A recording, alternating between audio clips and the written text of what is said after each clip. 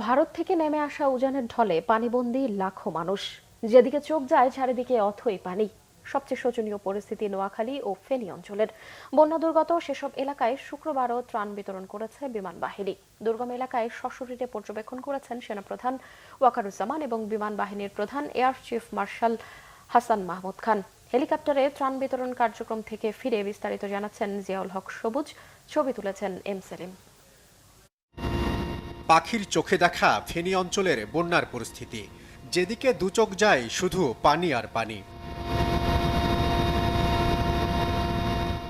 এই দৃশ্য ফেনীর ছাগলনাইয়া, ফুলগাজী ও পরশুরাম এলাকার।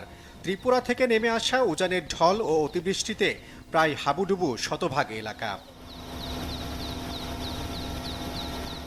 টিনশেড বাড়ি কিংবা একতলা পাকা দালান, সবই প্রায় পানির নিচে। কি শহর কি বা গ্রাম, প্রায় সবই তলিয়ে গেছে স্মরণকালের ভয়াবহ এই বন্যায়। বহুতল স্কুল বা বাসাবাড়িতে যারা আশ্রয় নিয়েছেন তাদেরও চাহনি বেশ নিরুপায়। অসহায় এসব মানুষের বর্তমান অবস্থা সশরীরে দেখতে বন্যা কবলিত এলাকা পর্যবেক্ষণে যান সেনাপ্রধান ওয়াকারুজ্জামান। নির্দেশনা দেন ত্রাণ ও উদ্ধার তৎপরতা জোরদারের। দুমুঠো খাবারের জন্য বিমান বাহিনীর হেলিকপ্টার দেখলেই সাহায্যের জন্য দুহাত তুলে ইশারা করেন বহু মানুষ। তাদের সহায়তার জন্য দিনভরই বিভিন্ন এলাকার মানুষের মাঝে খাদ্য ও চিকিৎসা উপকরণ বিতরণ করেন সশস্ত্র বাহিনীর সদস্যরা। হেলিকপ্টার থেকে দেখে দেখে প্রত্যেকটা বিল্ডিং এর ছাদে বিভিন্ন মানুষজন জড়ো হয়ে আছে। বিভিন্ন মাদ্রাসায়, বিভিন্ন মসজিদের ছাদে তারা আশ্রয় নিয়েছে। আমরা ফিজিক্যালি দেখে দেখে আমরা ম্যাক্সিমাম জায়গায় আমরা এই ত্রাণ ফেলতেছি এবং সবাই ম্যাক্সিমামই পাচ্ছে। আমাদের এই রিলিফ মিশনগুলো আমাদের প্যারাশুট লাগানো। আমরা যেখানে দেখতেছি অনেক মানুষ একসাথে জড়ো হয়ে আছে, সেখানে আমরা ড্রপ করতেছি এবং তারা নির্দিষ্টভাবে তাদের হাতের কাছে পড়তেছে এবং তারা নিচ্ছে। যেই জায়গাগুলোতে দেখা যাচ্ছে যে বোট দিয়ে যাওয়া সম্ভব হচ্ছে না, সেই জায়গাগুলোতে আমরা ম্যাক্সিমাম চেষ্টা করেছি যে রিলিফ মিশন আমাদের ব্যাগগুলো ড্রপ করার জন্য, যেগুলা বিমান বাহিনী থেকে দেওয়া হয়েছে।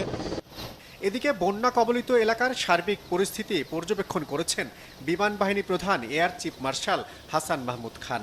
তিনিও জানান ত্রাণ তৎপরতার জন্য বিমান বাহিনীর জোরালো প্রস্তুতির কথা।